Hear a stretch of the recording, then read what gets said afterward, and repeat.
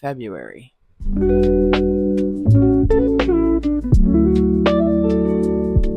Hi guys, welcome back to my channel. I'm Lily and this is Lily in the Library. So today I want to talk to you about my February reads.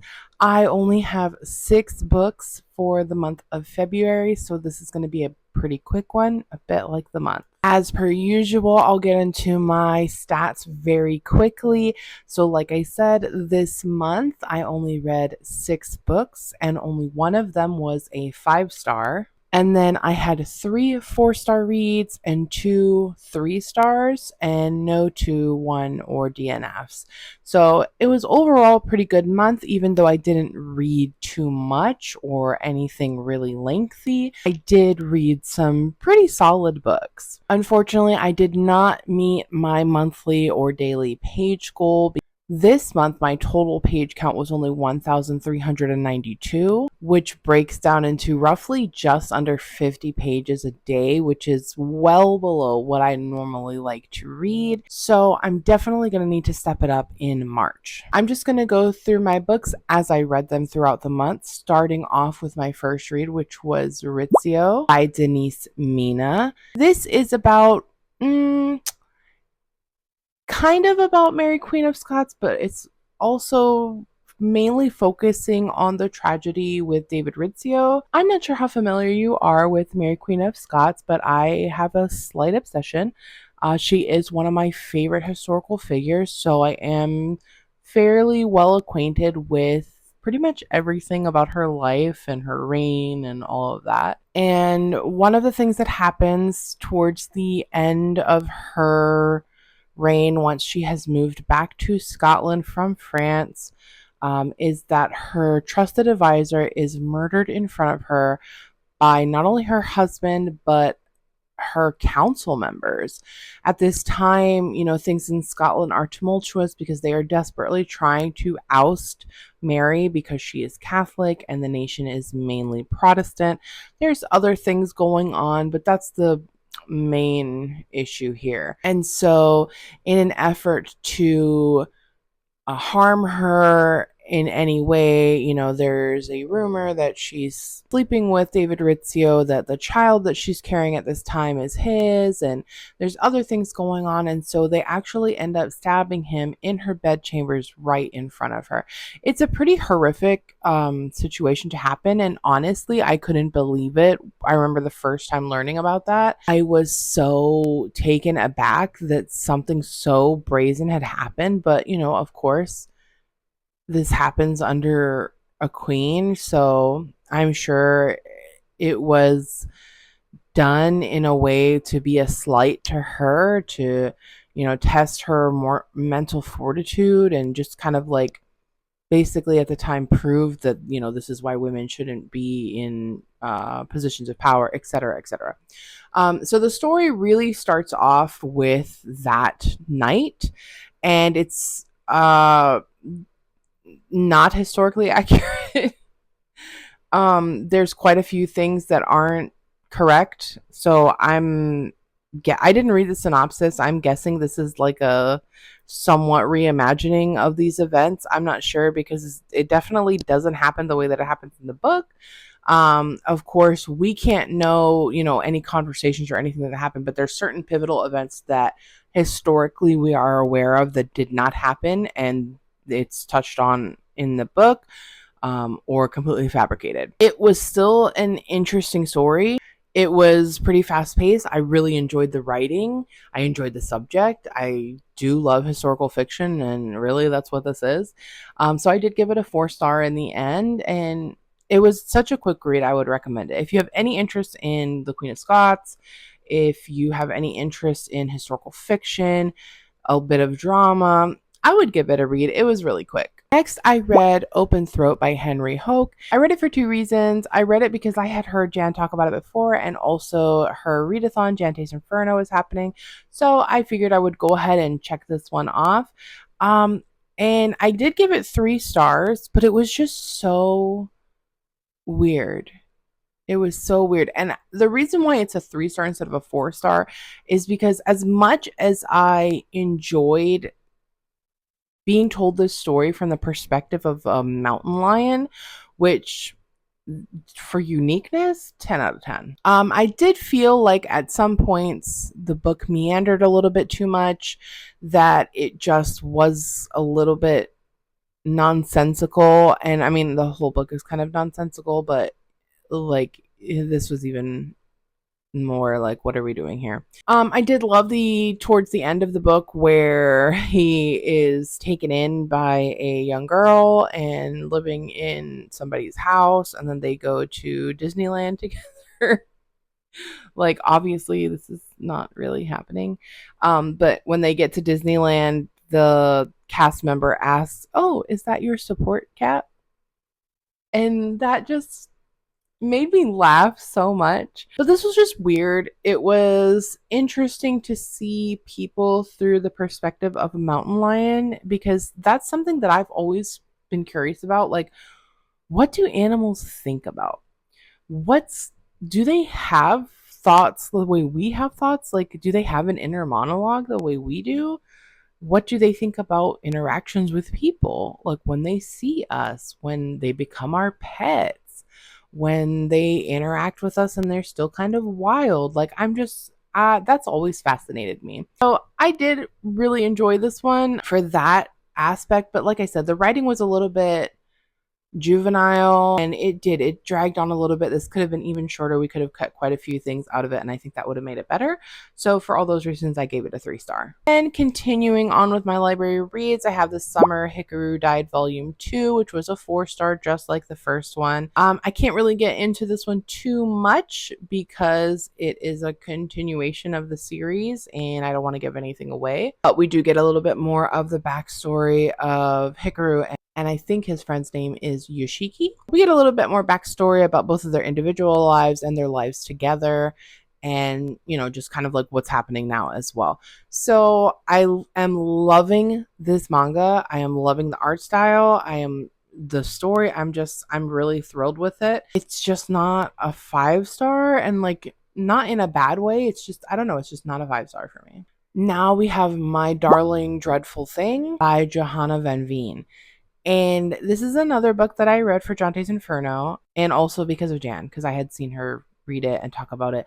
And I had such high hopes. And I honestly, I was loving this book until we get to basically the end, the reveal part of it. And I just, I was a little upset because the whole time, like, the writing is actually really beautiful. It's really great. I really enjoyed the writing.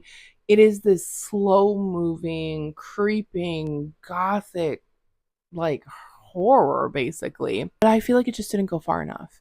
Not only that, but it was really predictable, like almost immediately from the time Ruth gets to, I think her name is Agatha's house. I already know what's going to happen, like what the twist is, what the end of this is. And there are so many parts that just drag on. Like, I get it, we're building this scene, you know, we're creating this picture, we're filling out the narrative, but at the same time, because it didn't go very far, I feel like we could have cut so much out. We just didn't need all of this. And it felt almost like watching molasses drip down a wall, but I'm reading a book. So I gave it 3 stars. Like I said, the writing is really great. It's just the pacing that's super off, and it was very predictable for me. Then I read Cursed Bread by Sophie McIntosh, and this was a 4-star read for me. I really enjoyed my time. Again, almost all of these books are pretty short, with the exception of My Darling Dreadful Thing and the last book I read this month. These are all pretty much short, like 1 to 200 pages. So I really didn't read much this month. But back to Cursed Bread. This was actually really interesting. I did a little bit of looking into it after I read the book, and it is based on a real event that happened in France. An entire town goes mad, and I think everybody dies. And they still to this day do not know why, what caused it. They have their suspicions that it was because of the bread, but they have no idea. And it was just this was more closer, I would say, to a slice of life. But because there's something sinister happening in the background, there's something that's driving the plot forward of this aside from just the characters. I think that's why for me I was able to really get into it. But again, it's not a 5-star read. The writing was interesting. There were a lot of interesting choices made. The characters, the relationships, like there was so much drama happening in this little town, and I think that's another reason why I just felt really sucked into it and really excited to continue reading and finding out what was happening. And there were so many points where I was just like, what is going on? So I really did enjoy this one. It is a little bit, not really a horror, but some terrible things happen. I would say it's more just kind of like suspenseful literature because there is like this looming thing that you know that's going to happen, but you don't know what exactly is happening and how it's happening. So, but it was really good. I would actually highly recommend this one. And then getting to my last book of the month, the best book of the month. I'm so glad. So I read this pretty much over the entirety of February, and I'm so glad that I did. I really took my time with this one. This is the first book in my 50 States in 50 Weeks challenge. And what a way to start this challenge off. This is a 5-star read, and the book is Take My Hand by Dolan Perkins Valdez. Oh my God. First of all, if you haven't read this book, what are you doing? This book was amazing. The writing from the beginning, I was hooked for this book. The writing is so beautiful. It's not super lyrical, it's not super flowery. It is very like factual and to the point, but something about the way she has structured this book is so compelling. And it's like, I there were a few points where I did need to put the book down and take a break because it's very heavy, the topics that are being discussed. It's very emotionally charged. But at the same time, this book never left my mind. I never stopped thinking about it, and I probably won't stop thinking about it for quite some time, even now, because since I have finished this book, I have just been talking about it nonstop. My only con for this, and it's a 5-star, but it's more like a 4.75, only because in the end, we don't get as much closure as I would like. And that's a me thing. So I'm going to give it a lower rating because of that. But it's a 5-star. This was a wonderfully written book. The way she handles everything that is discussed is so well done. So, this book is taking place mainly in the 1970s, right after the events of Tuskegee. We are basically discussing like sterilization in women, birth control, sterilization, women's autonomy, all of that. And our main character, Civil, is a nurse. I think she's between 22 and 24. She is a nurse at her local Planned Parenthood clinic, and she has these two young girls that's her field case. And from the moment she meets them, she just is determined to make a difference in their life and to make their lives better. And she does that. She does everything that she can, and there are some seriously unfortunate events that happen. I do discuss it in my reading vlog, which probably won't be up for a little bit once this is out. So if you want to watch some spoilers, that will be in my reading vlog. Just keep an eye out for that. But I'm not going to discuss that here. Something unfortunate does happen to the young girls, and from there, the story really takes off, and it is even more fast paced, and just so much happens. And this does mirror a lot of what was happening in society at that time. It is also loosely based on a real life situation, a real life case that happened to two young girls as well.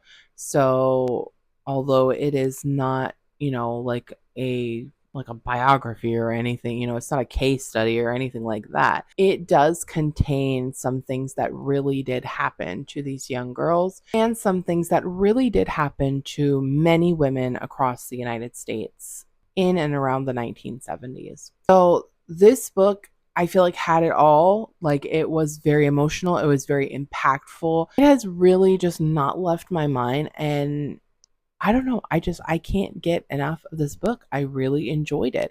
And because of her writing, I just want to see, I would love to read something else from this author, see if this is written this way because of the subject matter or if this is her writing style. Because if this is her writing style, I want to read everything she's read because it was amazing.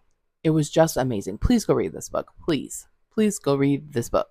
So that's all I have for you guys today. I know this was a super short wrap up for once. It was actually pretty concise. So if you want to see more content from me, please consider subscribing if you haven't already. Leave a comment down below with any thoughts on the books that I read this month, if you've read them or heard of them or want to read them, or whatever you read this month. How was your February reading month? I would love to know down in the comments. That's all I have for you guys today, and I'll see you in the next one. Bye.